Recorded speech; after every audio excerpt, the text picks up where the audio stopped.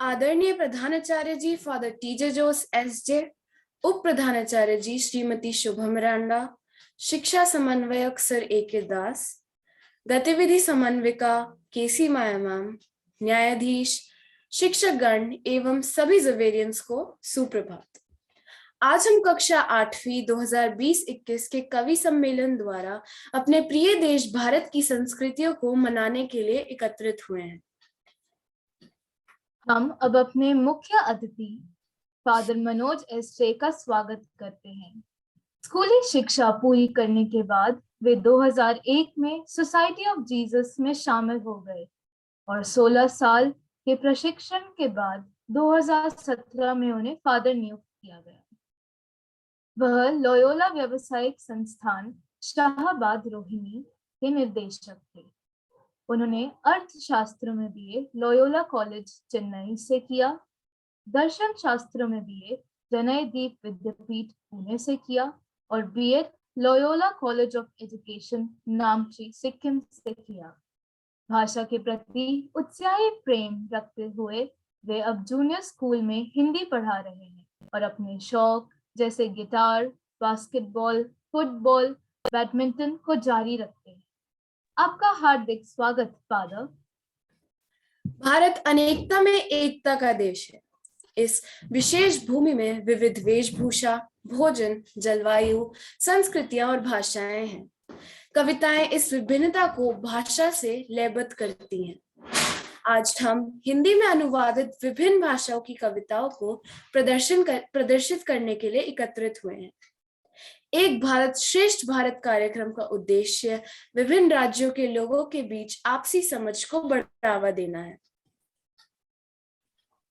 हिंदी भाषा के प्रति हमारी ज्ञान और रुचि को बढ़ाने के लिए प्रति वर्ष सृजन क्लब अनेक प्रतियोगिता व गतिविधियां आयोजित करता है। इस वर्ष कोरोना वायरस से सुरक्षा रखने के संदर्भ में हम कवि सम्मेलन को ऑनलाइन मंच पर दर्शाते हैं। आशा करते हैं कि आपको इसमें भी आनंद आए। आइए सर्वशक्तिमान प्रभु का आशीर्वाद लेकर हम इस प्रतियोगिता का आरंभ करते हैं। मैं मोक्षता को प्रार्थना के लिए आमंत्रित करती हूँ। हे ईश्वर, मुझे इतनी समझ दो उन चीजों को स्वीकार करने की जिन्हें मैं बदल नहीं सकता। हिम्मत दो उन चीजों को बदलने की जिन्हें मैं बदल सकता हूँ, और सद्बुद्धि दो इन दोनों के बीच का अंतर समझ सकूं। हमारे आज की पहली प्रतिभागी गरिश्मा कटारिया है।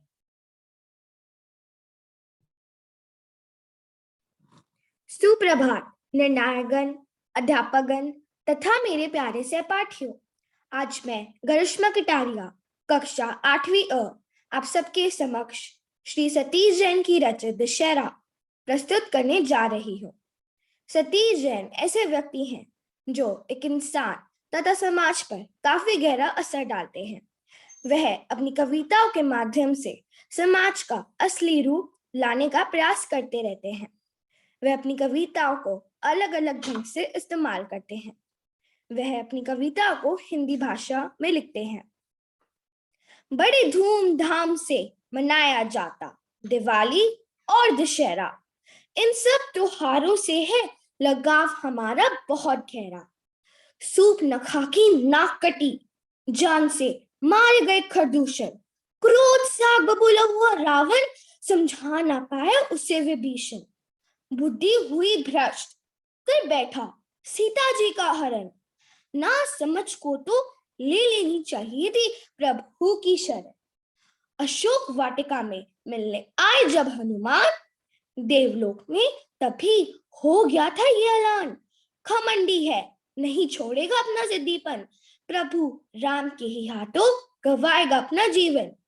ज्ञानी था, बलशाली था वेदों का ज्ञाता, अपनी जिद पर अड़ा, समझ बैठा खुद को विधाता।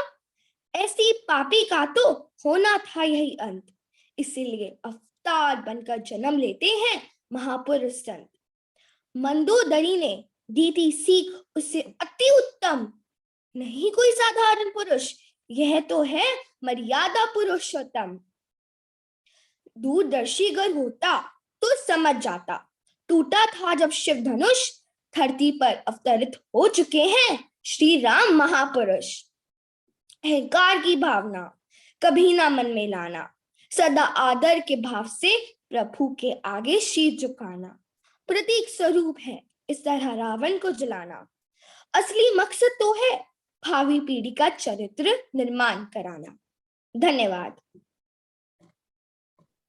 बहुत खूब गरिश्मा। हमारी अगली प्रतिभागी मार्सिया मारिया टॉम्स है।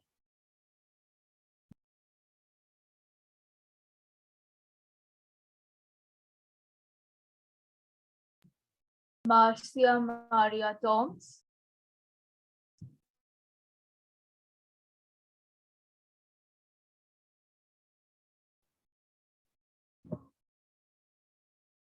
शायद वो अभी मीटिंग में नहीं है। अगले प्रतिभागी की ओर सूर्यांश पंडित। सुप्रभात आदरणीय निर्णायक गण, अध्यापक गण तथा मेरे प्रिय सहपाठी। आज मैं आप सभी के समक्ष एक मराठी कवियत्री सविता पाटिल की एक प्रसिद्ध कविता प्रस्तुत करने जा रहा हूँ, जिनकी भाषा मराठी है। कविता का शीर्षक है एक दिया जलाने से क्या होता है।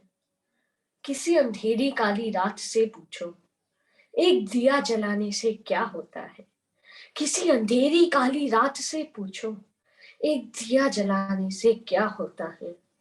किसी निराश मन से पूछो, आशा की एक जोत जगाने से क्या होता है। एक दिया जले मन में आस का, एक दिया जले मन में आस का, एक दिया जले एक दूसरे में ईश्वर के आभास का। किसी प्यास से व्याकुल कंठ से पूछो, किसी प्यास से व्याकुल कंठ से पूछो, एक घूंट पानी का क्यों अमृत लगता है। किसी प्यास से व्याकुल कंठ से पूछो, एक घूंट पानी का क्यों अमृत लगता है। क्यों चिलचिलाती धूप में चलते राही को एक तरुवर की छाया में स्वर्ग सुख मिलता है। एक दिया जले, एक दिया जले मानवता पर विश्वास का, एक दिया जले मानवता पर विश्वास का, एक दिया जले संबल के आभास का। किसी रुकी गति से पूछो, किसी रुकी गति से पूछो, एक कदम बढ़ाने से क्या होता है। किसी रुकी गति से पूछो, एक कदम बढ़ाने से क्या होता है। किसी अश्रु आर्द्र आयु से पूछो, एक मुस्कुराहट की गर्माहट से क्या होता है। एक दिया जले, एक दिया जले उन्नति के प्रकाश का, एक दिया जले उन्नति के प्रकाश का, एक दिया जले सद्भाव के आभास का। मत पूछ, मत पूछ एक तेरे करने से क्या होता है। मत पूछ, मत पूछ एक तेरे करने से क्या होता है। मत भूल, मत भूल बूंद बूंद से सागर बनता है। मत भूल बूंद बूंद से सागर बनता है। जब एक दिया पल में अंधेरे को हरा सकता है, जब एक दिया पल में अंधेरे को हरा सकता है, एक पूरे जीवन में तू क्या कुछ नहीं बदल सकता है। एक पूरे जीवन में तू क्या कुछ नहीं बदल सकता है। धन्यवाद। बहुत भावबोधक प्रस्तुति। अब हमारे अगले प्रतिभागी साहिबा खुराना है। सुप्रभात आदरणीय निर्णायक गण, अध्यापक गण एवं मेरे प्रिय सहपाठी। मैं साहिबा खुराना कक्षा 8वीं अ की छात्रा आज आप सबके समक्ष श्री रविंद्रनाथ टैगोर की एक प्रसिद्ध कविता जिसका शीर्षक है मन जहां डर से परे प्रस्तुत करने जा रही हूँ। मन जहां डर से परे है और सिर जहां ऊंचा है, ज्ञान जहां मुक्त है और जहां दुनिया को संकीर्ण घरेलू दीवारों से छोटे छोटे टुकड़ों में बांटा नहीं गया है, जहां शब्द सच की गहराइयों से निकलते हैं, जहां थकी हुई प्रयासरत बाहें हीनता की तलाश में हैं, जहां कारण की स्पष्ट धारा है, जो सुनसान रेतीले मृत आदत के वीराने में अपना रास्ता खो नहीं चुकी हैं, जहां मन हमेशा व्यापक होते विचार और संक्रियता में तुम्हारे जरिए आगे बढ़ता है और आजादी के स्वर्ग में पहुंच जाता है। ओ पिता, मेरे देश को जागृत बनाओ। शुक्रिया, धन्यवाद। बहुत अच्छा प्रयास। हमारी अगली प्रतिभागी अपनी प्रिया है। सुप्रभात आदरणीय निर्णायकगण, अध्यापकगण एवं मेरे प्रिय सहपाठियों। आज मैं अपनी प्रिया कक्षा 8वीं अ की छात्रा श्री रविंद्रनाथ टैगोर जी द्वारा रचित उनकी एक प्रसिद्ध अंग्रेजी कविता द बिगनिंग का हिंदी अनुवाद, जिसका शीर्षक है गरुण, वह आप सभी के समक्ष प्रस्तुत करने जा रही हूँ। रोना बेकार है, व्यर्थ है ये जलती अग्नि इच्छाओं की। सूर्य अपनी विश्राम खाह में जा चुका है, जंगल में धुंधल का है और आकाश मोहक है। उदास आंखों से देखते, आहिस्ता कदमों से दिन की विदाई के साथ तारे उगे जा रहे हैं। तुम्हारे दोनों हाथों को अपने हाथों में ले लेता हूँ और अपनी भूखी आंखों में तुम्हारी आंखों को खो देता हूँ, ढूंढते और रोते हुए कि कहाँ हो तुम, कहाँ हो तुम, कहाँ हो तुम। तुम्हारे भीतर छिपी वह अनंत अग्नि कहाँ है। जैसे गहन संध्याकाश को केवल तारे अपने अनंत रहस्यों के साथ स्वर्ग का प्रकाश तुम्हारी आंखों में कांप रहा है, जिसके अंतर में गहराते रहस्यों के बीच वह एक आत्मस्तंभ चमक रहा है। अवाक एक टक यह सब देखता हूं मैं, अपने भरे हृदय के साथ अनंत गहराई में छलांग लगा देता हूं, अपना सर्वस्व खो देता हूं। धन्यवाद। बहुत अच्छी प्रस्तुति अपनी। अब 8ब की प्रतियोगी की ओर बढ़ते हुए अर्जुन, मंच आपका है। धन्यवाद। सुप्रभात आदरणीय अध्यापकगण और मेरे प्यारे सहपाठियों। आज मैं आप सबके समक्ष भारत की सुप्रसिद्ध कवित्री श्रीमती अमृता प्रीतम जी की रचना सुनाने जा रहा हूँ। उन्होंने ऐसी कई कविताएं लिखी है जिसने लोगों के दिलों को छुआ है, जैसे रोजी, मेरा पता इत्यादि, और उन्हें 2004 में पद्म विभूषण से भी सम्मानित किया गया था। तो अब जनप्रिय कवित्री श्रीमती अमृता प्रीतम जी की रचना शहर प्रस्तुत है। मेरा शहर एक लंबी बहस की तरह है, सड़कें बेतुकी दलीलों सी और गलियां इस तरह जैसे एक बाद कोई इधर घसीटता कोई उधर। हर मकान एक मिट्टी सा भिंचा हुआ, दीवारें किचकिचाती सी और नालियां जो मुंह से जाग बहती है। ये बहस जाने सूरज से शुरू हुई थी, जो इसे देखकर यह और गर्माती और हर द्वार के मुंह से साइकिल और स्कूटरों के पहिए गालियों के तरह निकलते और घंटियां हॉर्न एक दूसरे पर झपटते। जो भी बच्चा इस शहर में जन्मता पूछता केवल एक ही प्रश्न कि ये किस बात पर बहस हो रही है। फिर उसका प्रश्न ही एक बहस बनता, बहस में मिलता, बहस से निकलता। शंख घंटों के साथ सूखते, शंख घंटों के साथ सूखते, रात आते टपकते और फिर चली जाती। पर नींद में भी यह बहस खत्म नहीं होती, पर नींद में भी यह बहस खत्म नहीं होती। मेरा शहर एक लंबी बहस की तरह है, सड़कें बेतुके दलीलों सी और गलियां इस तरह जैसे एक बात कोई इधर घसीटता कोई उधर। धन्यवाद। बहुत अच्छा प्रयास अर्जुन। अगली प्रतिभागी Lavanya. Yes, ma'am. Ma'am, am I audible? Yes, बेटा। Okay. सुप्रभात। मेरी कविता का शीर्षक है सुप्रभात। आज मैं लावण्य निगम कक्षा 8वीं ब की छात्रा आपके सामने एक कविता प्रस्तुत करने जा रही हूँ, जिसका शीर्षक है अनसुनी करके मेरी बात, और जिसके कवि हैं श्री रविंद्रनाथ टैगोर। तो कविता आरंभ करने से पूर्व मैं आपको रविंद्रनाथ टैगोर जी के बारे में कुछ बताना चाहती हूँ।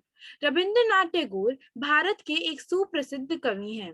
रविंद्रनाथ टैगोर का जन्म 7 मई 1861 के कलकत्ता शहर में हुआ था।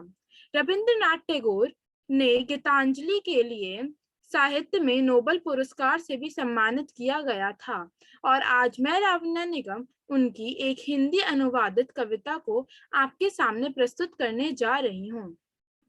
अनसुनी करके तेरी बात, ना दे जो कोई तेरा साथ, तो तू ही कस ले अपनी कमर, अकेला बढ़ चल आगे रे। अरे ओ पथिक अभागे रे, देख कर तुझे मिलन की बेर, सभी जो ले अपना मुख फेर, ना तो बातें भी कोई करे, सभी हो तेरे आगे रे। अरे ओ पथिक अभागे रे, तो अकेला ही तू जी खोल, सुरीला मन मुरली के बोल, अकेले गा अकेले सुन, अकेले ही चल आगे रे। अरे ओ पथिक अभागे रे, जहां जो तुझे अकेला छोड़, ना देखे मुड़कर तेरी ओर, तो बोझ ले अपना जब बढ़ चले, गहन पथ पर तू आगे रे। अरे ओ पथिक अभागे रे, तो तू ही पथ का कंठन क्रूर, अकेले कर वह संशय दूर, पैरों के छालों से तू कर चूर। अरे ओ पथिक अभागे रे, अकेला ही चल आगे रे।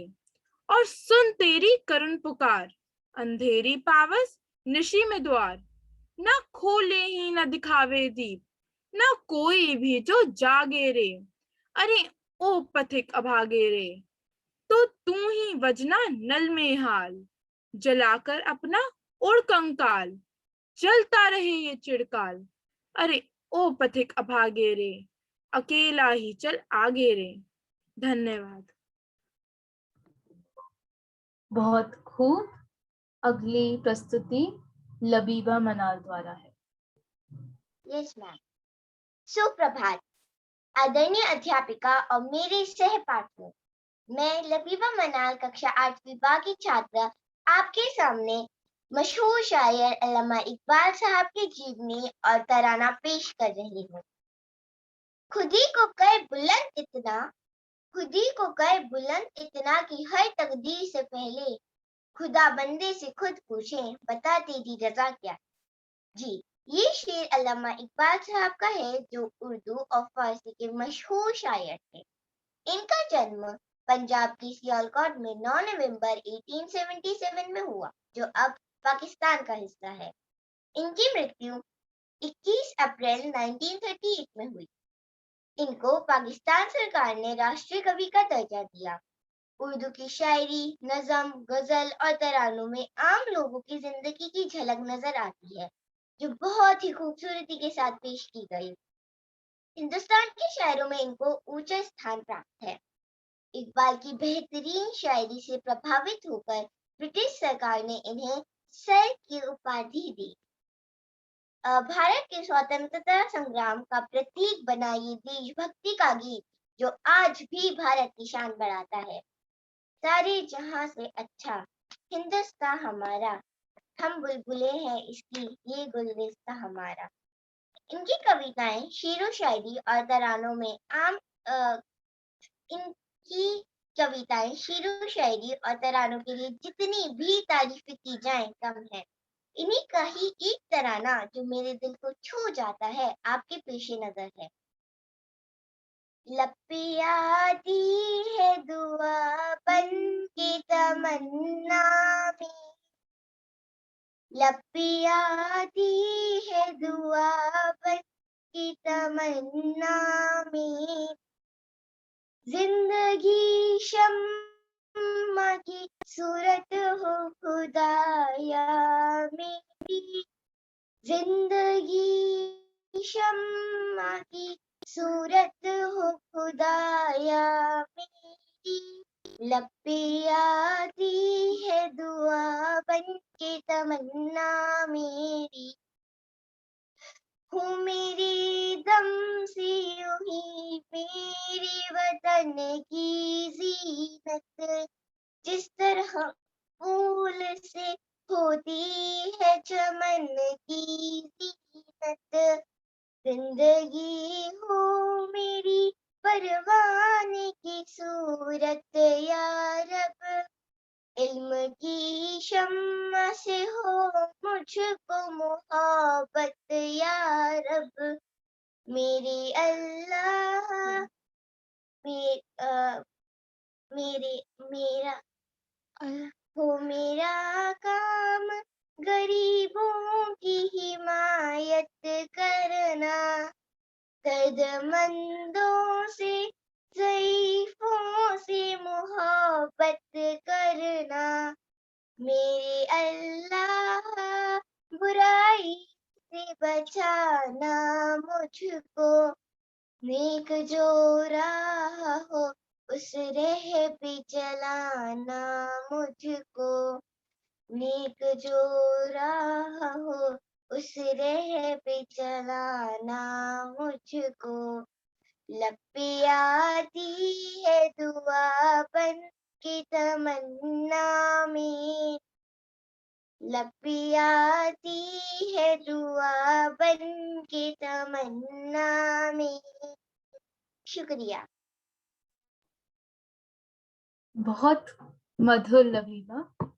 अगली प्रतिभागी वेरोनिका। सुप्रभात, मेरा नाम वेरोनिका कैंथ है और मैं कक्षा 8वीं बी से हूँ। आज मैं श्रीमती मोनिका सिंह द्वारा लिखी और व्यक्त की गई एक कविता सुनाने जा रही हूँ, जो पुणे महाराष्ट्र की रहने वाली है। इस कविता का मराठी से हिंदी में अनुवाद किया गया है। आज उनकी सारी कविताओं में से मैंने वह कविता चुनी है जो कई जिंदगियों से जुड़ी हो सकती है, और वह है लड़कियों की जिंदगी आसान नहीं होती। तो चलिए शुरू करते हैं। भाई की लाडली है और है हर फिक्र से अनजान, माँ का सपना और है पिता का भी मान। पर क्या जानते हैं आप कि इन नन्ही सी परियों की पर क्या जानते हैं आप कि इन नन्ही सी परियों की एक दायरे के बाहर कभी उड़ान नहीं होती। और जितना सोचते हैं हम, लड़कियों की जिंदगी उतनी आसान नहीं होती। जन्म लेते ही माँ इनके शादी के गहने जुटाने लगती है। जन्म लेते ही माँ इनके शादी के गहने जुटाने लगती है। क्या सही है क्या गलत हर बात पर समझाने लगती है। देखो, तुम लड़की हो, अपना ध्यान रखना, जमाने को बदलना मुमकिन नहीं, इसलिए अपना खास ख्याल रखना। सुनो किसी की बातों में मत आना, और कुछ भी गलत लगे तो सबसे पहले आकर मुझे बताना। जमाने के साथ चलना बेशक इन्हें भी सिखाया जाता है। जमाने के साथ चलना बेशक इन्हें भी सिखाया जाता है, पर साथ ही एक दायरा भी समझाया जाता है। खुद की ही जन्मी दुनिया में खुद की ही जन्मी दुनिया में ये खुद ही महफूज नहीं होती। और जितना सोचते हैं हम, लड़कियों की जिंदगी उतनी आसान नहीं होती। बचपन से ही कभी रूप, कभी रंग, कभी व्यवहार को लेकर टोकी जाती है। तुम अकेले कैसे करोगी, कहाँ रहोगी, के ना जाने कितने अवसरों से रोकी जाती हैं। कहने को लड़कों के बराबर है आज, कहने को लड़कों के बराबर है आज, पर मौका मिलते ही आंखें इन पे ही सेकी जाती हैं। कभी जन्म से पहले, कभी हवस का शिकार बन फिर कूड़े में फेंकी जाती हैं। गलतियां कई नजरअंदाज करती हैं बेशक, गलतियां कई नजरअंदाज करती हैं बेशक, पर नजरिए से कभी ये किसी के अनजान नहीं होती। और जितना सोचते हैं हम, लड़कियों की जिंदगी उतनी आसान नहीं। एक घर में बचपन बीते और दूसरे में जीवन बिताना पड़ता है। एक घर में बचपन बीते और दूसरे में जीवन बिताना पड़ता है।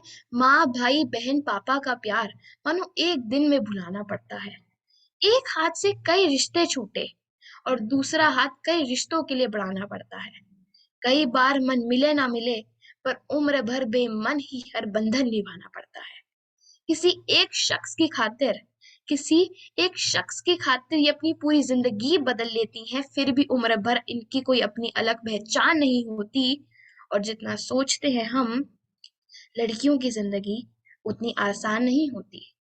बात बात पे आंखें इनकी गीली होती हैं, बेवजह बेतुकी बातों पर ये अक्सर रोती हैं। हाँ को ना और ना को हाँ कहती हैं, मुंह से कुछ कहे न कहे पर बात सारी मनवाती हैं। बात ये खुद की अपने तक रख नहीं पाती, बस तुझे बता रही हूँ किसी को कहना मत कह, फिर सबको बताती हैं। आदतों में गलतियां कई शुमार है बेशक आदतों में गलतियां कई शुमार है बेशक, पर नीयत इनकी कभी बेईमान नहीं होती। पर नीयत इनकी कभी बेईमान नहीं होती। और जितना सोचते हैं हम, लड़कियों की जिंदगी उतनी आसान नहीं होती। और जितना सोचते हैं हम, लड़कियों की जिंदगी उतनी आसान नहीं होती। धन्यवाद। बहुत प्रभावशाली कविता। 8C के प्रतिभागी अपूर्व शुक्ला।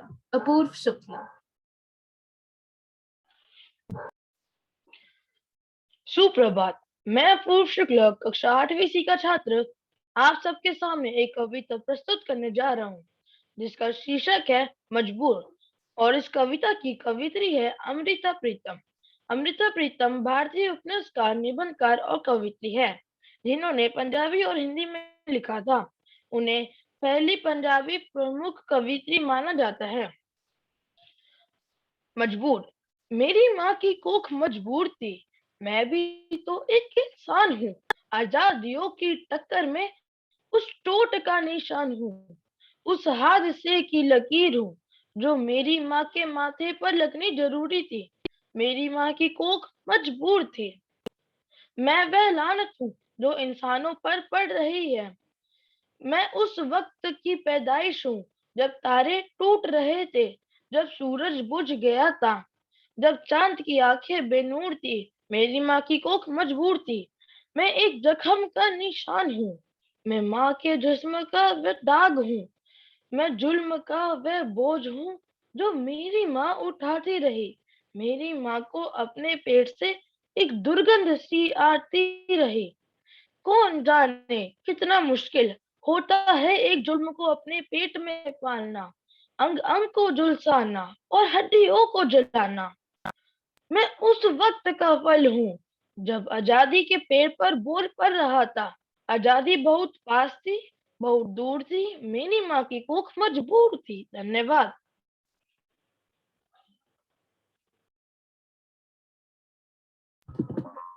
बहुत खूब। अब अगली प्रतिभागी दीपिका बिष्ट। सुप्रभात। आज मैं दीपिका बिष्ट, कक्षा 8वीं स की छात्रा, आप सभी के सामने एक कविता प्रस्तुत करने जा रही हूँ। इसके कवि श्री जगबीर राठी हरियाणा के एक प्रसिद्ध कवि, लेखक, गायक, अभिनेता व मंच कलाकार हैं। इनका जन्म हरियाणा के जींद शहर में हुआ था और माटी का चूल्हा भी इन्हीं के द्वारा लिखी गई एक कविता है।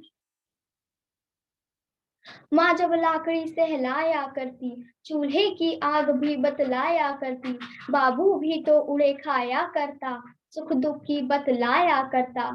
घर हो या हो गमीने की तैयारी, उस चूल्हे की हर जगह भागीदारी। चूल्हे की आग जब फड़फड़ाया करती, कोई करे से चुगली थारी, उनने बताया करती। पर उसने कदे कराई जग हसाई ना, घर का हो या बाहर का, काची रोटी खुआई ना। भाइया में सारे ए तो पड़ गए, कुछ नौकरी लाग गए, कुछ जहां जहां चढ़ गए। खुशियों में बंटवारा बढ़ गया, घर का चूल्हा एकला पड़ गया। चूल्हे की काया झरन लागगी, बस 4 ए रोटी बढ़न लागगी। 2 बूढ़े की 1 बुढ़िया की, और एक बाणे बैठी कुतिया की। फिर एक दिन घरा छोरा आया, चूल्हे ने दुख मोटा आया। बोलिया, माँ क्यों धूमे में आग फुड़ाने से, सारी दुनिया गैस पे रोटी बनावे से। बोलिया, माँ क्यों धूमे में आग फुड़ाने से, सारी दुनिया गैस पे रोटी बनावे से।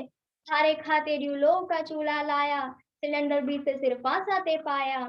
पर माँ ने ना था उसका बेरिया, लोहे के चूल्हे पे हाथ फेरिया। बोली, मेरे मन की बात छिपे कोन्या, पर तेरा ये चूल्हा तो गारते लिपे कोन्या।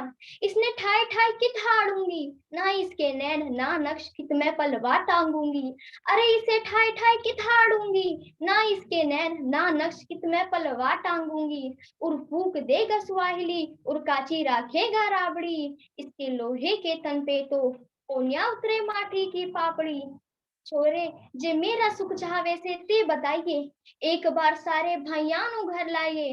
साच कहूँ सू बेटा, मैं फूली नहीं समाऊंगी, पूरे गांव ने अपने हाथ तो पोके खुआऊंगी। छोरा न मान्या जुल्म कर गया, माटी का चूल्हा छत पे धर गया। बुढ़ी के दुख दे गोड्डे छत पे चढ़ते नहीं, और छोरे भी आके माँ का दुख आंखियां तो पढ़ते नहीं। जब बरसे सेमी चूल्हा खुले में भीजे से, और एक माँ का दिल बार बार पसीजे से, और एक माँ का दिल बार बार पसीजे से। धन्यवाद। बहुत महत्वपूर्ण करने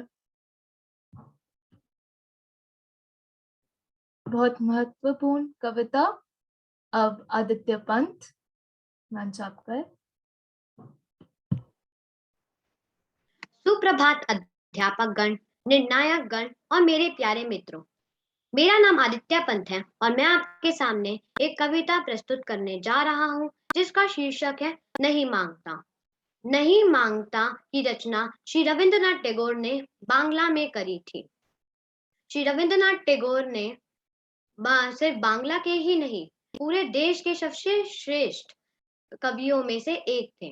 उन्होंने देश का राष्ट्रगान भी लिखा था और उन्हें अपनी कविताओं के लिए गीतांजलि पुरस्कार भी मिला था। नहीं मांगता प्रभु विपत्ति से मुझे बचाओ, त्राण करो, विपदा में निर्भीक रहूं मैं, इतना हे भगवान करो। नहीं मांगता दुख हटाओ, व्यथित हृदय का ताप मिटाओ, दुखों को मैं आप जीत लूं, ऐसी शक्ति प्रदान करो, विपदा में निर्भीक रहूं मैं, इतना हे भगवान। कोई जब ना मदद को आए, मेरी हिम्मत टूट ना जाए, जब जब धोखे पर धोखा दे और चोट पे चोट लगाए, अपने मन में हार ना मानूं, ऐसा नाथ विधान करो, विपदा में निर्भीक रहूं मैं, इतना हे भगवान। नहीं मांगता हूं प्रभु मेरी जीवन नैया पार करो, पार उतर जाऊं अपने बल, इतना हे करतार करो। नहीं मांगता हाथ बटाओ, मेरे सर का बोझ घटाओ, ऐसा आप बोझ अपना संभाल लूं, ऐसा बल संचार करो, विपदा में निर्भीक रहूं मैं, इतना हे भगवान करो। सुख के दिन में शीश नवाकर तुमको आराधूं करुणाकार, और विपत्ति के अंधकार में जगत हंसे जब मुझे रुलाकर, तुम पर करने लगूं ना संशय, यह विनती स्वीकार करो, विपदा में निर्भीक रहूं मैं, इतना हे भगवान। धन्यवाद। बहुत खूब प्रस्तुति। अगले प्रतिभागी वान्या।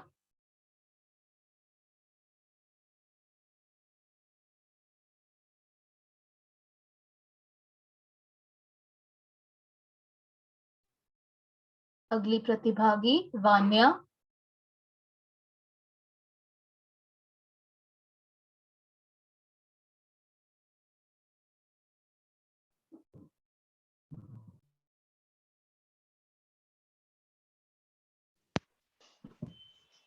वान्या भी नहीं है करिश्मा, तो अगले प्रतिभागी को बुला मैम मैंने अपनी बहन की नाम से ज्वाइन किया था तो उसकी वजह से वान्या आ गया होगा नाम। ठीक है। सुप्रभात मुख्य अतिथि जी, अध्यापक वर्ग व मेरे प्यारे सहपाठियों। आज मैं अथर्व मित्तल आप सबके सामने एक कविता प्रस्तुत करने जा रहा हूँ जो उत्तराखंड की सुप्रसिद्ध कवयित्री जो मेरी दादी जी भी हैं, रीता मित्तल द्वारा रचित है। यूं तो उनकी मातृभाषा गढ़वाली है, परंतु भारतीय एकता को जताते हुए उन्होंने यह कविता हिंदी में लिखी है। इस कविता का शीर्षक है सब में एक समान बसेरा मेरा।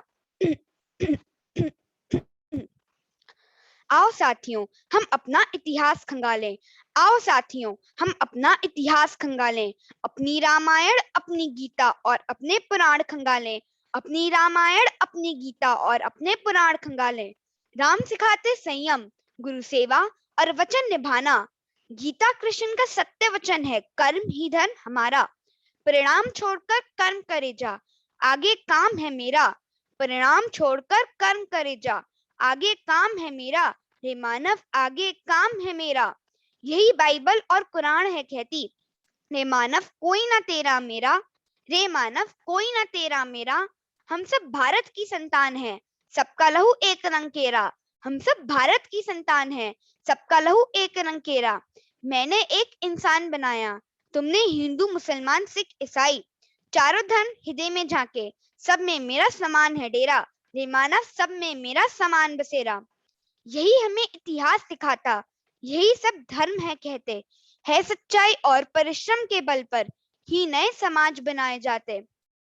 अपने स्वप्न हम स्वयं ही देखें, बनाएं एक विश्वास की डोरी, बनाएं एक विश्वास की डोरी। अपने भारत को मजबूत बनाएं हम, अपने भारत को मजबूत बनाएं हम। अपने विजय लक्ष्यों की मशाल जलाएं हम, अपने विजय लक्ष्यों की मशाल जलाएं हम। अपने साथियों हम नया इतिहास रचाएं, साथियों हम नया इतिहास रचाएं। उड़े हम उन्मुक्त गगन में, अपने भारत का ध्वज लहराएं, अपने भारत का ध्वज लहराएं। अपने भारत को महान बनाएं, अपने भारत को महान बनाएं। जय हिंद। बहुत उत्तम अथर्व। अथर्व 8वीं ई से थे। 8वीं सी से वान्या को हम अंत में बुलाएंगे। अब 8वीं ड के प्रतिभागियों की बारी है। सबसे पहले मैं एंजेलिना कैरोलाइन बैचलर को आमंत्रित करती हूँ। सुप्रभात आदरणीय मुख्य अतिथि जी, अध्यापकगण और मेरे प्रिय सहपाठियों। आज मैं एंजेलिना कैरोलाइन बैचलर कक्षा 8वीं डी से आप सभी के समक्ष आज फारुखाबाद उत्तर प्रदेश की प्रसिद्ध कवयित्री महादेवी वर्मा जी की कविता प्रस्तुत करूंगी। वास्तव में भारत का राज्य उत्तर प्रदेश विविध बोलियों और भाषाओं का सुंदर प्रदेश है। यहाँ हिंदी, उर्दू, अवधी, ब्रज, भोजपुरी, बुंदेलखंडी, लखनवी एवं अंग्रेजी भाषाओं का प्रयोग होता है। हिंदी हमारी राष्ट्र भाषा है जो लोगों में प्रेम और एकता की भावना को बनाए रखता है और भारत को श्रेष्ठ रखता है। आज मैं महादेवी जी की कविता मधुर मधुर मेरे दीपक जल, जो खड़ी बोली हिंदी में संस्कृत भाषा के शब्दों को प्रयुक्त करता है, प्रस्तुत कर रही हूँ।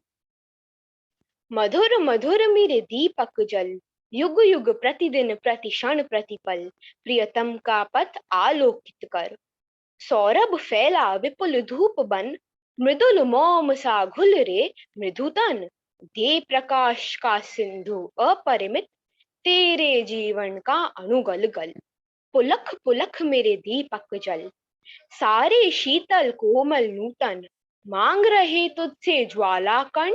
विश्व शलभ सरधुन कहता, मैं हाय ना जल पाया तुझे में मिल। सिहर सिहर मेरे दीपक जल, जलते नभ में देख असंख्यक, स्नेहिनित कितने दीपक। जलमय सागर का उर जलता, विद्युत ले घिरता है बादल। विहस विहस मेरे दीपक जल, दुर्मुख अंग हरित कोमलतम, ज्वाला को करते हृदय गम। वसुधा के जड़ अंतर में भी बंधी है तापों की हलचल। बिखर बिखर मेरे दीपक जल, मेरे निश्वासियों से धुतर। सुभग ना तू भुजनय का भय कर, मैं आंचल की ऊठ किए हूँ अपने मृदु पलकों से चंचल। सहज सहज मेरे दीपक जल, सीमा ही लघुता का बंधन है। अनादि तू मत घड़िया गिन, मैं दुर्ग के अशकोशों से तुझ में भरती हूँ आंसू जल। सजल सजल मेरे दीपक जल, तुम असीम तेरा प्रकाश चिर, खेलेंगे नव खेल निरंतर। तम के अणु अणु में विद्युत सा, अमिट चित्र अंकित करता चल। सरल सरल मेरे दीपक जल, तू जल जल जितना होता क्षय, यह समीप आता छलनामय। मधुर मिलन में मिट जाना तू, अपनी उज्जवल स्मृति में घुल खिल। मधिर मधिर मेरे दीपक जल, प्रियतम का पथ आलोकित कर, प्रियतम का पथ आलोकित कर, प्रियतम का पथ आलोकित कर। आशा करती हूँ आपको यह सुंदर कविता पसंद आई होगी। धन्यवाद। सच में बहुत सुंदर प्रस्तुति थी एंजेलिना। अगली प्रतिभागी अनन्या गंभीर।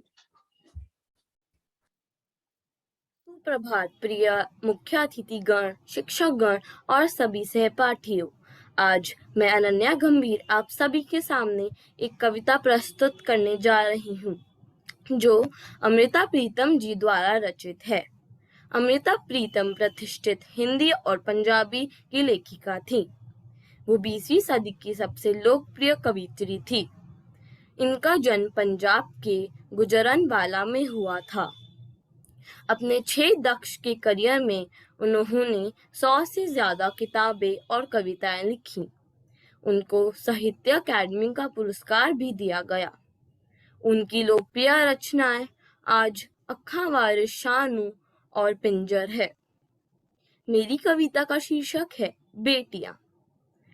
पापा की परी, माँ की लाडली, घर की प्यारी, सबकी न्यारी, बेटियां ही अनमोल तोहफा है, मानती है दुनिया सारी। पापा के कंधों पर दुनिया देखी जिसने, माँ के दुख का सहारा बनी। दिल में भरा था बचपन जिसके, बीमारी में वही माँ बनी। दिल में सबके लिए प्यार रखा जिसने, दिखाए गए मार्ग पर वह चली। छोटा सा सपना था उसके मन में कि आगे चलकर वह अपने परिवार का सहारा बने, लेकिन दुनिया के रीति रिवाजों ने तोड़ दिए उसके सपने। छोड़कर जाना पड़ा उसे माता पिता व सारे अपने। पता नहीं कौन है वे, पर अपने आप को संभाल कर वे ढंढास बांधती है। 2 परिवारों को जोड़ती है वे, सबका सहारा बनती है। पता नहीं कौन है वे, कैसे होंगे व्यवहार, क्या जी पाऊंगी मैं छोड़कर अपना परिवार। पर कहते हैं कि दुनिया में सुख के साथ साथ दुख भी होते हैं। जहां बजती हैं खुशी की शहनाई, वहां मातम भी होते हैं। भेजा था माता पिता ने हंसकर, पर बाद में वह भी रोते हैं। सब कहते हैं कि वे बेअक्ल थी, पर क्या वे सफल थी? क्या वे जी पाएंगे बिना अस्तित्व के? फिर कल वे भी रोते हैं। छोड़ दो ये समाज, वरना कल पछताओगी। रोते रोते मुझे मायके ले आओगे, मायके ले आओगे। धन्यवाद। अति उत्तम अनन्या। अगली प्रतिभागी उदयभान मेहरा।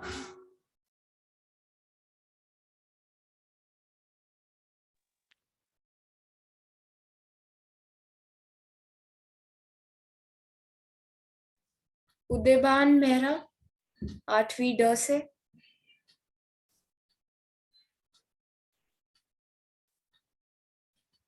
शायद अभी वे उपस्थित नहीं है। अगली अंशिका वाधवा। सुप्रभात प्रिय आदरणीय मुख्य अध्यापक जी, अध्यापकगण तथा मेरे प्रिय सहपाठियों। आज मैं आप सभी के समक्ष दिल्ली की कवयित्री डॉक्टर शकुंतला कालरा जी की कविता प्रस्तुत करने जा रही हूँ। डॉक्टर शकुंतला कालरा का जन्म 11 सितंबर 1946 में पाकिस्तान में हुआ था। उनकी रिहाइश भारत के राजधानी दिल्ली में हुई थी। वास्तव में दिल्ली में विभिन्न भाषाएं और शैलियों के सुंदर प्रदेश है। यहाँ हिंदी, उर्दू, पंजाबी, अंग्रेजी आदि भाषाएं मुख्य रूप से बोली जाती हैं। संविधान में हिंदी को भारत की राजभाषा के रूप से मान्यता दी गई है। आज मैं आप सभी को खड़ी बोली हिंदी में लिखी गई कविता पुरस्कार सुनाने जा रही हूँ। गीतों का सम्मेलन होगा, तुम सबको ये बात बतानी। अकड़ अकड़ कर मेंढक बोला, तुम भी चलना कोयल रानी।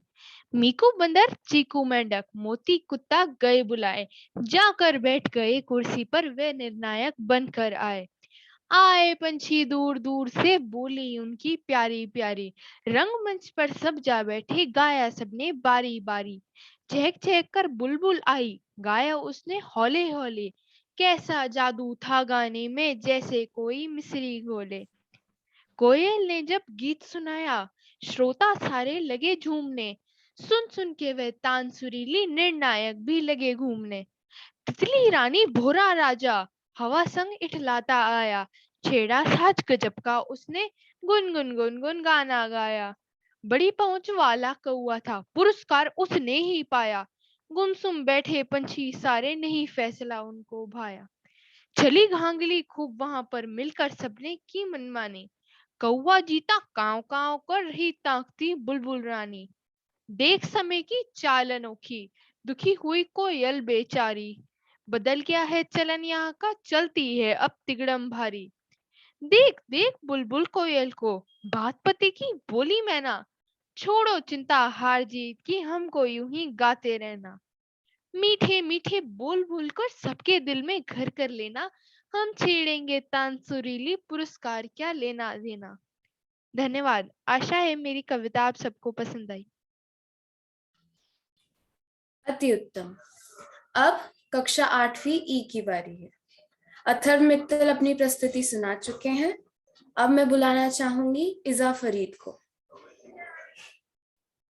आदरणीय मुख्य अतिथि, अध्यापिका और मेरे प्यारे सहपाठियों, मैं इज़्ज़त फरीद आज आपके सामने एक कविता प्रस्तुत करने जा रही हूँ जो गुजरात की है। मेरी कविता का शीर्षक है मेरा देश भारत। मेरा तिरंगा मेरा राष्ट्रीय ध्वज हमेशा ऊंचा रहे, मेरा देश भारत हमेशा ऊंचा रहे। संतरा सफेद और हरा हमेशा एक साथ जीते रहे, मेरा देश भारत हमेशा मेरा रहे। भारत ही वह मातृभूमि है जहाँ सब एक जैसे रहते हैं, मेरा देश भारत हमेशा मेरा रहे। एक गुणान्वित नागरिक बनाओ जहाँ सभी एक जैसे रहे हो, जहाँ सभी धर्म एक जैसे हो, मेरा देश भारत हमेशा मेरा रहे। हर हिंदुस्तानी तिरंगे को देखकर अपने आप नहीं कांपता रहे, मेरा देश भारत हमेशा मेरा रहे। शहीदों के बलिदानों को देखकर हम सबके अंदर गर्व की भावना पैदा हो, मेरा देश भारत हमेशा मेरा रहे। सुजलाम सुफलाम आपको हमेशा शब्दों से ही स्टार बनाए, मेरा देश भारत हमेशा मेरा रहे। सारे जहां से अच्छा हिंदुस्तान हमारा हमारी दुनिया में हमेशा गूंजता है, मेरा देश भारत हमेशा मेरा रहे। मैं धरती में मिट्टी बन जाऊं, ये ख्याल मुझे हमेशा खुश रखे, मेरा देश भारत हमेशा मेरा रहे। धन्यवाद। बहुत खूब। अगले प्रतिभागी दक्ष चौधरी। सुप्रभात आदरणीय मुख्य अतिथि, अध्यापिकागण, मेरे प्यारे सहपाठी, मैं दक्ष चौधरी आप सभी के समक्ष एक कविता प्रस्तुत करने जा रहा हूँ जिसका शीर्षक है मैं भारत का संविधान, परंतु इसका प्रमुख शीर्षक है एक भारत श्रेष्ठ भारत। इसके कवि हैं श्री हरिओम प्रवाल। ये सुप्रसिद्ध कवि है उत्तर प्रदेश के, जिन्होंने प्रयागराज की पावन धरती पर जन्म लिया था। उनकी अनेक रचनाएं हैं, उनकी अनेक सुप्रसिद्ध रचनाएं में से मैं एक अति उत्तम रचना आप सभी के समक्ष प्रस्तुत करने जा रहा हूँ जिसका शीर्षक है मैं भारत का संविधान। मैं भारत का संविधान हूँ, लाल किले से बोल रहा हूँ, मेरा अंतर मन घायल है, दुख की गांठें खोल रहा हूँ। मैं शक्ति का अमर गर्व हूँ, आजादी का विजय पर्व हूँ, पहले राष्ट्रपति का गुण हूँ, बाबा भीमराव का। मैं बलिदानों का चंदन हूँ, कर्तव्यों का अभिनंदन हूँ, मैं लोकतंत्र का उद्बोधन हूँ, अधिकारों का संबोधन हूँ, मैं आचरणों का लेखा हूँ, मैं कानूनी लक्ष्मण रेखा हूँ।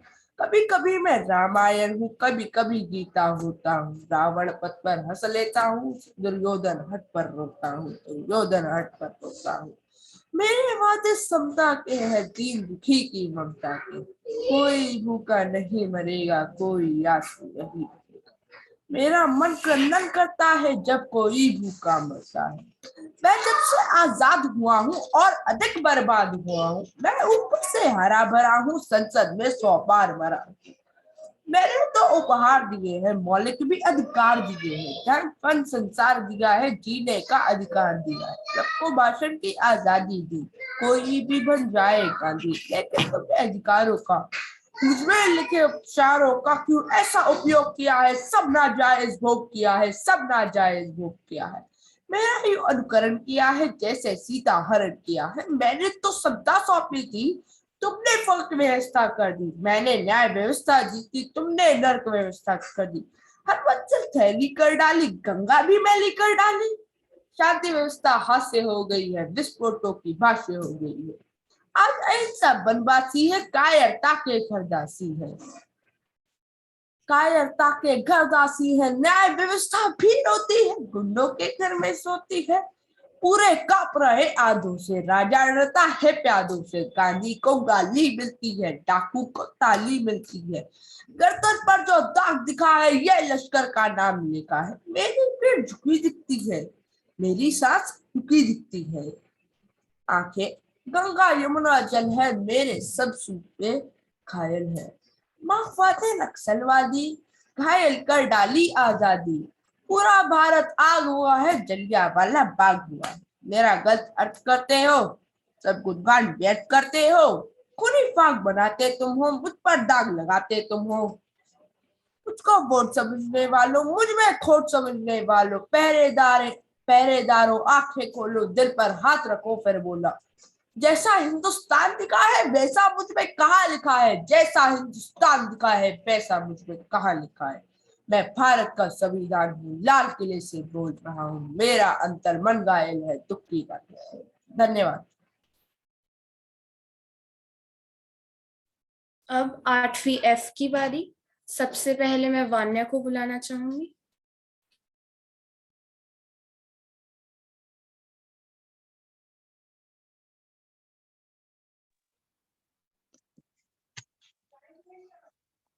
सुप्रभात। मैं वानिया मिर्जा, कक्षा 8वीं C की छात्र। आज मैं आप सभी के समक्ष एक कविता जिस शायर का कलाम पेश करने जा रही हूँ, उन्हें किसी भी परिचय की जरूरत नहीं है। वह मुगल काल के बहुत ही अजीम और मशहूर शायर हैं। वह उर्दू और फारसी के भी बहुत मशहूर शायर हैं। उनका नाम मिर्जा असदुद्दीन खान, जो मिर्जा गालिब के तकल्लुस से जाने जाते हैं। मैं आज उनकी एक बहुत ही मशहूर गजल आप सभी के सामने प्रस्तुत करने जा रही हूँ, जिसका शीर्षक है आह को चाहिए एक उम्र असर होने तक। आह को चाहिए एक उम्र असर होने तक, आह को चाहिए एक उम्र असर होने तक, कौन जीता है तेरी जुल्फ के सर होने तक। दाम हर मौज में है, हल्काए महक कामिनी हंग। दाम हर मौज में है, हल्काए महक कामिनी हंग। देखे क्या गुजरे है कतरे पे गुहर होने तक। आशिकी सब्र तलब और तमन्ना बेताब, आशिकी सब्र तलब और तमन्ना बेताब। दिल का क्या रंग करूं खूने जिगर होने तक। हमने माना कि तगाफुल ना करोगे, लेकिन हमने माना कि तगाफुल ना करोगे, लेकिन खाक हो जाएंगे हम तुमको खबर होने तक। पर तू हूर से है शबनम को फना की तालीम, पर तू हूर से है शबनम को फना की तालीम। मैं भी हूं एक इनायत की नजर होने तक। यक नजर पेश नहीं फुर्सत ए हस्ती गाफिल, यक नजर पेश नहीं फुर्सत ए हस्ती गाफिल। गर्मी है बज़्म एक रस का शरर होने तक। गम ए हस्ती का किसी जुज मर्ग मिला, गमे हस्ती का किसी जुज मर्ग मिला। शमा हर रंग में जलती है सहर होने तक। धन्यवाद।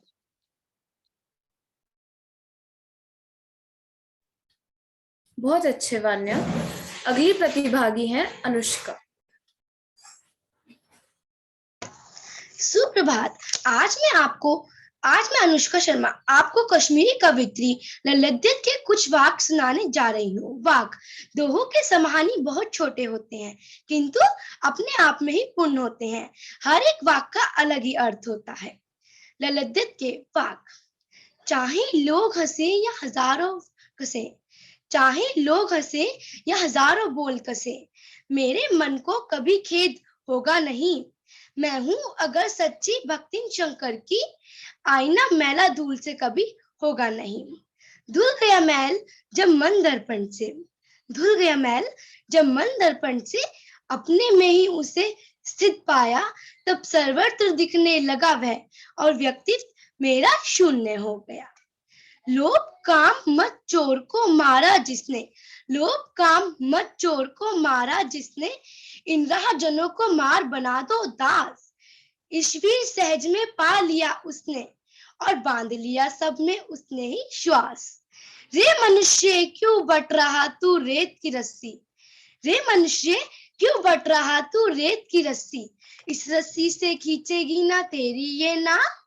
नारायण ने लिखी तेरे कर्म में जो रेख है वह टलेगी कभी नहीं, छोड़ दे तू अहम भाव।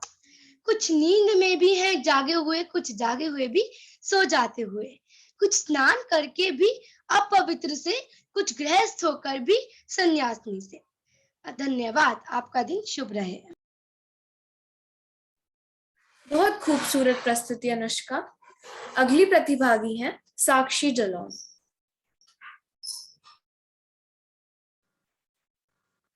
आदरणीय अध्यापकगण एवं मेरे प्रिय सहपाठियों, सुप्रभात। आज मैं साक्षी जलान आप सभी के समक्ष एक कविता प्रस्तुत करने जा रही हूँ जिसका शीर्षक है पिंजरे की चिड़िया, जो महाकवि श्री रविंद्रनाथ टैगोर द्वारा बांग्ला में रचित है। प्रस्तुत है इसका हिंदी अनुवाद। पिंजरे की चिड़िया थी सोने के पिंजरे में, वन की चिड़िया थी वन में। एक दिन हुआ दोनों का सामना, क्या था विधाता के मन में। वन की चिड़िया कहे सुन पिंजरे की चिड़िया रे, वन में उड़े दोनों मिलकर। पिंजरे की चिड़िया कहे सुन वन की चिड़िया रे, पिंजरे में रहना बड़ा सुख कर। वन की चिड़िया कहे ना, मैं पिंजरे में कैद रहूं क्यों कर। पिंजरे की चिड़िया कहे हाय, निकलूं मैं कैसे पिंजरा तोड़कर। वन की चिड़िया गाय पिंजरे के बाहर बैठे, वन के मनोहर गीत। पिंजरे की चिड़िया गाय रटाए हुए जितने, दोहा और कविता के रीत। वन की चिड़िया कहे सुन पिंजरे की चिड़िया रे, तुम भी गाओ वन गीत। पिंजरे की चिड़िया कहे सुन वन की चिड़िया रे, कुछ दोहे तुम भी लो सीख। वन की चिड़िया कहे ना, तेरे सिखाए गीत मैं ना गाऊं। पिंजरे की चिड़िया कहे हाय, मैं कैसे वन गीत गाऊं। वन की चिड़िया कहे नभ का रंग है नीला, उड़ने में कहीं नहीं है बाधा। पिंजरे की चिड़िया कहे पिंजरा है सुरक्षित, रहना है सुख कर ज्यादा। वन की चिड़िया कहे अपने को खोल दो, बादलों के बीच फिर देखो। पिंजरे की चिड़िया कहे अपनों को बांधकर कोने में बैठो फिर देखो। धन्यवाद। बहुत खूब साक्षी। हमारी अगली प्रतिभागी है वी विदिशा। सुप्रभात आदरणीय अध्यापिका जी एवं मेरे प्रिय सहपाठियों। आज मैं वी विदिशा आपके सामने जो कविता प्रस्तुत करने जा रही हूँ, इसके रचयिता कवि श्री अमरजीत गोंके, जो पंजाब राज्य के हैं। प्रस्तुत है इस कविता का हिंदी अनुवाद। जाने अनजाने हमसे जो रंग अचानक खो गए, जाने अनजाने हम तो उन रंगों को ढूंढ कर लाए। आओ इस बार होली फिर रंगों से मनाएं। कुछ रंग रंगों की खोज में निकले, वापस नहीं लौटे, घर उनकी खबर ही लौटी। कुछ रंग खूनी ऋतुओं ने निकले, कुछ रंग सरहदों पर बिखरे, कुछ रंग खेतों में तड़पते। कुछ रंगों की रूहें अभी भी सूने घर में तिलमिलाती, कुछ रंगों को अभी भी उनके माए बुलाती। ये रंग जितने भी खोए हमारे अपने थे, इन रंगों के बिना हमारे आंगन में मातम है, शोक है, संताप है। इन रंगों के बिना होली रंगों की नहीं, जख्मों की बरसात है। आओ कोशिश करें इन कच्चे जख्मों को फिर हंसने की कला सिखाए। कोशिश करें इन कच्चे जख्मों को फिर हंसने की कला सिखाए। हो सके तो इन रंगों को ढूंढ कर लाए और होली इस बार फिर रंगों से मनाएं, और होली इस बार फिर रंगों से मनाएं। धन्यवाद। बहुत अच्छे विदिशा। हमारी अगली प्रतिभागी होंगी सृष्टि मल्होत्रा। मंच आपका है। सुप्रभात, मेरा नाम सृष्टि मल्होत्रा है। आज मैं आप सभी के सामने एक कविता प्रस्तुत करने जा रही हूँ जिसका शीर्षक है हे सूर्य जाड़े के सूर्य। इसके रचयिता सुकांत भट्टाचार्य हैं, जिन्होंने यह कविता बंगाली भाषा में लिखी है और जिसका मैं अनुवाद हिंदी में करने जा रही हूँ। हे सूर्य जाड़े के सूर्य, बर्फ सी ठंडी लंबी रात, तुम्हारी प्रतीक्षा में हम रहते हैं। जैसे प्रतीक्षा कराती रहती है किसान की चंचल आंखें धान काटने के रोमांचकारी दिनों की। हे सूर्य, तुम्हें तो पता है हमारे पास गर्म कपड़ों की कितनी कमी है। सारी रात घास फूस जलाकर हम कितनी दिक्कतों से जाड़े को रोकते हैं। सुबह की एक टुकड़ा धूप एक टुकड़े सोने से भी ज्यादा कीमती है। घर छोड़ हम इधर उधर जाते हैं एक टुकड़ा धूप की प्यास से। हे सूर्य, तुम हमारी सीलनदार भीगी कोठरी में हमें गर्मी और रोशनी देना, गर्मी देना रास्ते के उस वस्त्रहीन लड़के को। हे सूर्य, तुम हमें गर्मी देना। सुना है तुम एक जलते हुए अग्निपिंड हो। तुमसे गर्मी पाकर शायद हम सब भी एक जलते हुए अग्निपिंड में बदल जाएं। जब उस दिन उस उत्पात में जल जाएगी हमारी जड़ता, तब शायद ढक सकेंगे उस वस्त्रहीन लड़के को। हे सूर्य, आज हम तुम्हारे से तुम्हारी गर्माहट के प्रार्थी हैं। धन्यवाद। आपका प्रयास सराहनीय था सृष्टि। अब मैं दोबारा मार्सिया मारिया टॉम्स 8वीं अ से उन्हें आमंत्रित करना चाहूंगी कि वे आए और अपनी प्रस्तुति दें। सुप्रभात आदरणीय निर्णायकगण, शिक्षकगण एवं मेरे प्रिय सहपाठियों। आज मैं कक्षा 8वीं ए की छात्री मार्सिया मारिया टॉम्स आप सबके समक्ष एक कविता प्रस्तुत करने जा रही हूँ। शुरू करने से पूर्व मैं इस कविता के कवि डॉक्टर APJ अब्दुल कलाम का परिचय एक कविता के रूप में देना चाहूंगी। वो कलाम नहीं कमाल थे, मिसाइल मैन वो बेमिसाल थे। उनकी खूबियां करती रहेगी पथ प्रदर्शन मेरा। वो मेरी मातृभूमि की ढाल थे। वो कलाम नहीं कमाल थे। तेरा ना होने का शिकवा मैं तुझसे कैसे लिखूं ए कलाम। आज मैं भी गमगीन हूं और मेरी कलम भी गमगीन है। धन्यवाद। अब मैं डॉक्टर APJ अब्दुल कलाम की कविता का पाठ करना चाहूंगी। मेरी कविता का नाम है पीछे चला गया, पंछी चला गया।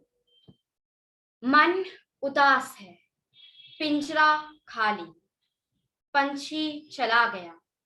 लगता है इस दुनिया में कुछ ऐसे आते हैं जिनके जाने पर फूलों का दिल कुमलाता है।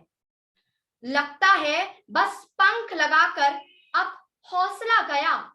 सपने पूरे तब होंगे जब सपने आएंगे। बंद करे आंखों में वो शोर मचाएंगे। बुझी जा रही आंखों में वो सपने खिले गए। ठान लिया जो मन में उसे पूरा ही करेंगे। असफलताएं आएंगे फिर उनसे क्या डरना। यही सफलता की कुंजी वो हमको दिला गया। हलचल रहती थी जब तक था, रौनक थी घर में। रहती थी कुरान की आयत वीणा के स्वर में। हिंदू मुसलमान सिख ईसाई सबको रुला गया। धन्यवाद। बहुत अच्छे मार्सिया। हमारी अगली प्रतिभागी 8वीं C से वान्या।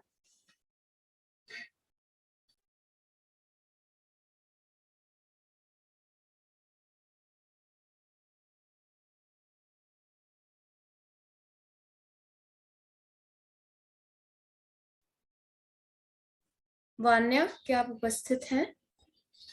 बेटा वान्या ने बोल दिया है। ठीक है, हो गई है उनकी कविता जी। अगली प्रतिभागी उदयवान मेहरा 8वीं D से। सुप्रभात आदरणीय मुख्य अतिथि जी, अध्यापिका जी और मेरे प्यारे सहपाठियों। आज मैं उदयवान मेहरा कक्षा 8वीं ड से एक कविता प्रस्तुत करने जा रहा हूँ जिसका शीर्षक है जिंदगी। और इस कविता के कवि हैं हिमेश मंडन जी, जो उत्तर प्रदेश से हैं। उत्तर प्रदेश में बहुत सी भाषाएं बोली जाती हैं, जैसे कि हिंदी, उर्दू, फारसी, अंग्रेजी आदि। उत्तर प्रदेश का सोनभद्र जिला देश का एक ऐसा मात्र जिला है जो उत्तर प्रदेश की जिसकी सीमाएं चार प्रदेशों को छूती हैं। अब मैं अपनी कविता प्रस्तुत करने जा रहा हूँ। जिंदगी। इस अजनबी से बात करके तो देखो, अपनी झिझक से आगे बढ़ के तो देखो, किसी अनजान की किसी कुछ चाहत दे के तो देखो। रोते आए थे पर रोते जाएंगे, ऐसा जरूरी नहीं है। ये दुनिया इतनी बुरी नहीं है। कुछ पुराने पन्नों को हिला के तो देखो, अचानक उनको फोन मिला के तो देखो, कुछ जख्म ऐसे साफ करके तो देखो, उनको और खुद को माफ करके तो देखो। रास्ते अलग हैं अब, पर दिलों में दूरी नहीं। ये दुनिया इतनी बुरी नहीं है।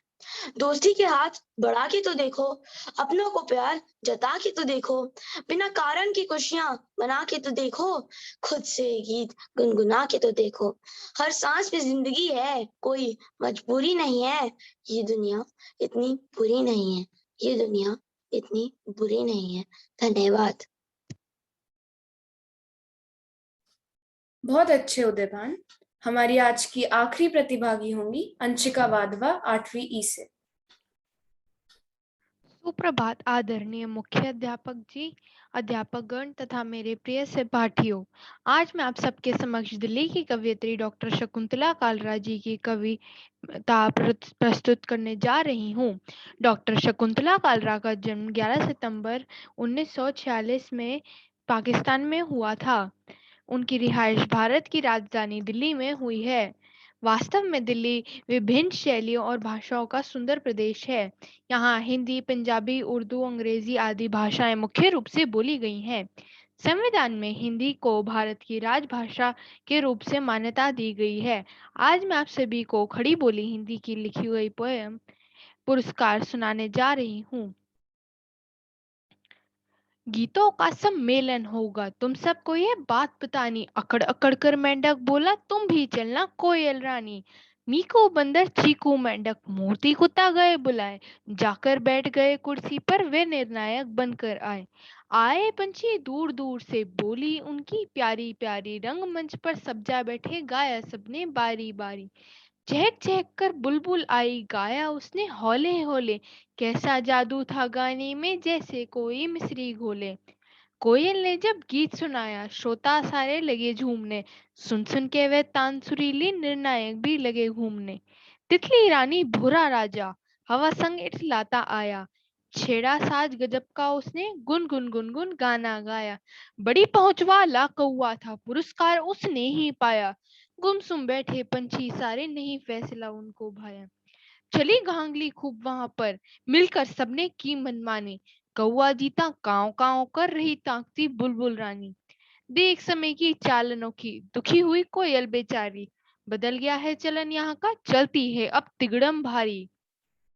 देख देख बुलबुल कोयल को, बात पते की बोली मैना। छोड़ो चिंता हार जीत की, हमको यूं ही गाते रहना। मीठे मीठे बोल बोल के सबके दिल में घर कर लेना। हम छेड़ेंगे तान सुरीली, पुरस्कार क्या लेना देना। धन्यवाद।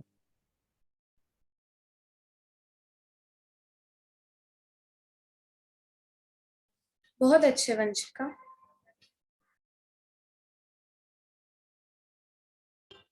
हर चीज का अंत आंसू से नहीं, मुस्कान से करो। समाप्ति की ओर बढ़ते हुए मैं आदरणीय फादर मनोज एस्टे को अपने बहुमूल्य विचार से हमें बेहतरी की दिशा में मार्गदर्शित करने के लिए आमंत्रित करती हूँ।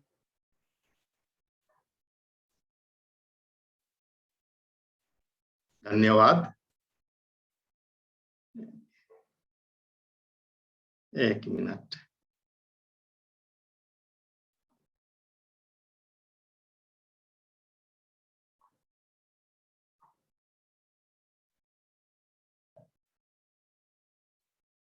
आदरणीय शिक्षकगण, प्रिय विद्यार्थियों, आप सबों को सादर प्रणाम।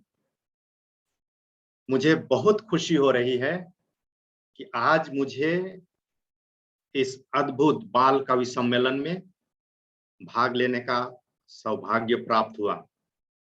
सबसे पहले मैं कक्षा 8 के तमाम उभरते बाल कवियों को सादर नमन करता हूं, उन्हें बधाई देता हूं एवं शुभकामनाएं देता हूं। कविता बोलना या कविता करना सबके वश की बात नहीं है, क्योंकि इसके लिए अलग अंदाज और अलग स्टाइल की जरूरत पड़ती है। आज हम सब साक्षी हैं, शिक्षकगण और आप सभी विद्यार्थी, कि यकीनन आप सबों ने, जितने भी प्रतिभागी थे, बहुत ही सुंदर तरीके से कविताएं पढ़े हैं। आप सबों के कविता करने का स्टाइल और अंदाज बहुत ही मनमोहक, प्रेरणादायी एवं सराहनीय रही है। मुझे आप सबों पर गर्व है। सेंट जेवियर स्कूल और सभी शिक्षकों को आप पर गर्व है। आपका शानदार प्रदर्शन से हम सभी कोई खुश हैं। आपके शानदार परफॉर्मेंस को देख करके मुझे आशा ही नहीं बल्कि पूर्ण विश्वास है कि आपके बीच में से कई बाल कवि निश्चय ही प्रसिद्ध कवि के रूप में उभरेंगे। मैं अलका मैम और हिंदी डिपार्टमेंट के सभी शिक्षकगणों को धन्यवाद कहता हूं, जिन्होंने बच्चों के लिए इस तरह का कार्यक्रम बाल कवि सम्मेलन का आयोजन किया। निश्चय ही इसके द्वारा बच्चों को अपनी प्रतिभा को निखारने का सुअवसर प्राप्त हुआ। मेरी इच्छा है कि अगले वर्ष इस तरह का कार्यक्रम ऑफलाइन मिलेनियम हॉल में हो। अंत में, हौसलों के आगे कोई पर्दा नहीं होता, कड़े परिश्रम का कोई विकल्प नहीं होता। हौसलों के आगे कोई पर्दा नहीं होता, कड़े परिश्रम का कोई विकल्प नहीं होता। दिल में हो जज्बा कुछ कर दिखाने का, तो जलते दिए को भी आंधियों का डर नहीं होता। बहुत बहुत शुक्रिया। आप सबों का दिन शुभ हो। धन्यवाद। आपका हार्दिक धन्यवाद फादर इन विचारों के लिए। अब मैं इस कार्यक्रम को भव्य बनाने के लिए आदरणीय श्रीमती शोभा बरांडा, श्रीमती केसी माया व हिंदी अध्यापकगण को अपने हृदय से आभार व्यक्त करती हूँ। धैर्यवान श्रोतागण होने के लिए मैं दर्शकों का बहुत आभार व्यक्त करना चाहूंगी। साथ ही श्रीमती मीना कपूर और श्रीमती मोहिनी विमल के निरंतर मार्गदर्शन और समर्थन के बिना भी यह कार्य असंभव होता। धन्यवाद मैम। और अंत में मैं सभी प्रतिभागियों को इस कार्यक्रम में योगदान देने के लिए धन्यवाद करना चाहूंगी, जिनके प्रयास सराहनीय थे और जिनके बिना ये कवि सम्मेलन कभी इतना अच्छा नहीं हो पाता। अब मैं मोक्षता और मैं सरीशा आपसे विदा लेते हैं। आपका दिन शुभ हो। कार्यक्रम से विदा लेने से पूर्व मैं एक बार फिर से फादर का धन्यवाद करना चाहूंगी, जिन्होंने अपनी व्यस्त कार्यक्रम में से कुछ पल हमें और हमारे विद्यार्थियों को दिए और हमारा निमंत्रण स्वीकार कर आज के कार्यक्रम को सफल बनाने में हमारा योगदान दिया। साथ ही साथ हमारे विद्यार्थियों का मार्गदर्शन किया, जो भविष्य में हमारे लिए जरूर लाभान्वित होगा और हमारे विद्यार्थी इसका जरूर लाभ उठाएंगे। तो फादर, हम सभी की ओर से आपका तहे दिल से हम धन्यवाद करते हैं। मैं आज के कार्यक्रम के सूत्रधारों का, जो कि हमारे एमसी हैं, मोक्षदा और सरीशा का भी धन्यवाद करती हूँ, जिन्होंने इस कार्यक्रम को बड़ी सजगता से इसका संचालन जो है वो किया। तो धन्यवाद बेटा, आप दोनों ने बहुत अच्छी प्रयास किया और इस कार्यक्रम को बहुत अच्छा बनाया। शुक्रिया। तो आज का कार्यक्रम हम यही समाप्त करते हैं। सभी आदरणीय अध्यापक गणों को धन्यवाद। Thank you. Alka ma'am, I just would like to add a word. Wonderful organization, the entire Hindi department. Thank you so much, Father, for your very encouraging words to the children. And of course, the children, I think you did a fabulous job. It's been a great opportunity for you. And yes, we all hope next Srijan activity will be in the school on the Millennium Hall, and we'll get to see you all performing live. Thank you all so much. Thank you, ma'am. Thank you, ma'am.